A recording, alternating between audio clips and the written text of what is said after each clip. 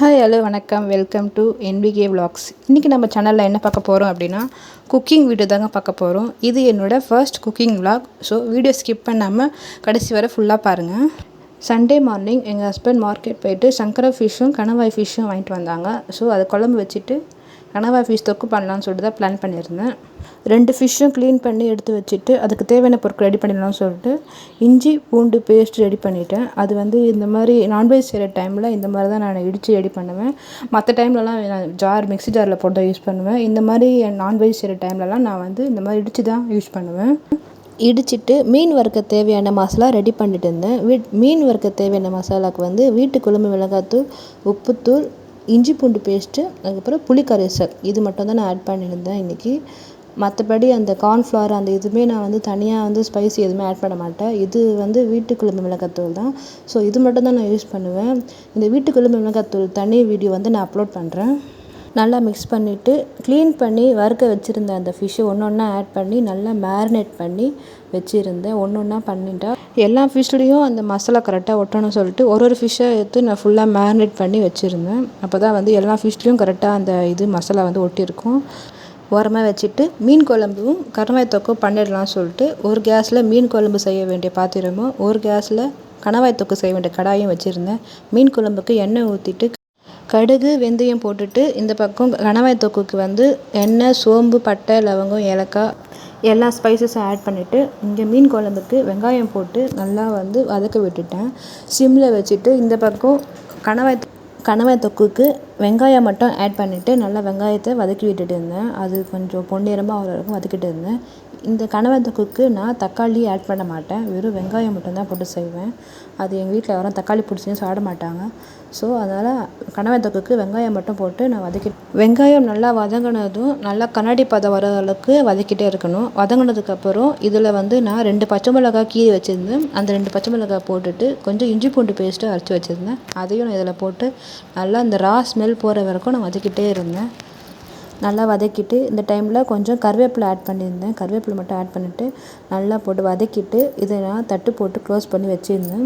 இந்த பக்கம் மீன் குழம்பு சேர்த்து முடிச்சிட்டோம் அதெல்லாம் சொல்லிட்டு மீன் குழம்புல வெங்காயம் வதங்கிடுச்சு. ஸோ தக்காளி போட்டு நல்லா வதக்கிட்டு இருந்தேன். வதக்கிட்டு கொஞ்சம் உப்புத்தூள் இந்த டைமில் ஆட் பண்ணிட்டோம்னா கரெக்டாக கொஞ்சம் சீக்கிரம் வெந்துடும் ரெண்டும் சேர்ந்து. ஸோ நல்லா வெங்காயம் தக்காளி வெந்ததும் கொஞ்சம் உப்புத்தூள் போட்டு ஆட் பண்ணியிருந்தேன். குழம்புக்கு தேவையான உப்பு போட்டுட்டு இதே டைமில் கணவாய் தொக்குக்கும் கொஞ்சம் உப்பு ஆட் பண்ணிவிட்டு ரெண்டுத்தையும் மிக்ஸ் பண்ணிவிட்டு நான் போட்டிருக்க அளவு தக்காளி வெங்காயம் எல்லாமே எங்கள் 3 பேருக்கு தேவையான அளவு தான் நான் போட்டிருக்கேன். எல்லாமே எங்கள் 3 பேருக்கு கரெக்டாக தான் இருக்கும். உப்பு மட்டும் கொஞ்சம் கூட குறைய இருக்கும். அதை நாங்கள் சாப்பிடும்போது நாங்கள் அட்ஜஸ்ட் பண்ணிப்போம். மீன் குழம்புல பூண்டு, பச்சை மிளகாய், கருவேப்பிலை 3த்தையும் போட்டு எல்லாத்தையும் வதக்கிட்டேன். வெங்காயம் தக்காளி வதங்கினதும் உப்பு போட்டுட்டு இந்த பூண்டு, பச்சை மிளகாய், கருவேப்பிலை எல்லாத்தையும் போட்டு வதக்கிட்டேன். இந்த பக்கம் கணவாய் தொக்குக்கு மிளகாத்தூள் வீட்டு குழம்பு மிளகாத்தூள் போட்டுட்டு உப்பு ஆல்ரெடி போட்டுட்டேன். குழம்பு மிளகாத்தூள் போட்டு நல்லா அந்த ரா ஸ்மெல் போகிற வரைக்கும் வதக்கிட்டு தட்டு போட்டு நான் மூடி வச்சுருவேன். இந்த பக்கம் குழம்பு மிளகாத்தூள் ஆட் பண்ணிவிட்டு நல்லா வதக்கிட்டு புளி கரைசலை சேர்த்துட்டு நல்லா வதக்கி விட்டுட்டு நான் மீடியம் ஃப்ளேமில் வச்சு விட்ருவேன். மீடியம் ஃப்ளேமில் வச்சுட்டு நல்லா அந்த ரா ஸ்மெல் போகிற வரைக்கும் நல்லா கொதிக்கிட்டோன்னு விட்டுடுவேன். இந்த பக்கம் கணவாய் தொக்கில் நான் கணவாய் போடும்போது வீடியோ எடுக்கலை. ஸோ அது நான் மிஸ் பண்ணிட்டேன். ஸோ கணவாய் தொக்கு போட்டுட்டு நான் கணவாய் தொக்கில் தண்ணி ஆட் பண்ண மாட்டேன். அதுவே தண்ணி விடுவதனால கணவாய் தொக்கு போட்டு தட்டு போட்டு மூடி வச்சுருந்தேன். ஸோ அதுவே தண்ணி விட்டு கொஞ்சம் ட்ரை ஆகிட்டு வந்துடுச்சு. ஸோ அதை நல்லா மிக்ஸ் பண்ணிவிட்டு இன்னும் கொஞ்சம் ட்ரை ஆகட்டும் சொல்லிட்டு நான் சிம்மில் வச்சுருந்தேன். இந்த பக்கம் மீன் குழம்பு நல்லா கொதிச்சு சுண்டி வந்துடுச்சு. இந்த டைமில் மீன் ஆட் பண்ணிடலாம்னு சொல்லிட்டு ஆல்ரெடி கழுவி வச்சுருந்தேன். அந்த மீன் ஆட் பண்ணிவிட்டு இந்த பக்கம் கணவாய் ஃபிஷ் ரெடி ஆகிடுச்சு. ஸோ கொத்தமல்லி தழை போட்டு இறக்கிட்டு இந்த பக்கம் மீன் குழம்பு கொதிச்சுட்டு இருந்துச்சு. மீன் போட்டு 5 நிமிஷம் கழிச்சு கொத்தமல்லி தழை போட்டு இந்த மீன் குழம்பு ஆஃப் பண்ணியாச்சு. ஆல்ரெடி மேரினேட் பண்ணி வச்சுருந்த மீன் வறுத்துடலாம் சொல்லிட்டு தவா வச்சுட்டு எண்ணெய் ஊற்றி கருவேப்பிலை ஆட் பண்ணிவிட்டு மீன் 3 மீனாக வச்சு வறுத்துடலாம் சொல்லிட்டு 3 மீன் வச்சுட்டு லோ ஃப்ளேமில் வச்சுட்டு நல்லா வேகட்டும் சொல்லிட்டு 10 மினிட்ஸ் குக் ஆகட்டும் சொல்லிட்டு லோ ஃப்ளேமில் வச்சுருந்தேன். வெந்ததுக்கப்புறம் திருப்பி போட்டுட்டு இன்னொரு 5 மினிட்ஸ் வச்சுட்டு இந்த பக்கம் வேகிறதுக்கு டைம் கொடுக்கணும். இந்த பக்கம் வெந்துடுச்சுன்னா மீன் வெந்துடும். ஸோ இதுதான் இன்றைக்கி எங்களோட லன்ச்சு. ஸோ இன்றைக்கி சங்கரா மீன் குழம்பு, சங்கரா மீன் வறுவல், கடம்பா தொக்கு, முட்டை. இதுதான் எங்களுடைய லஞ்சு.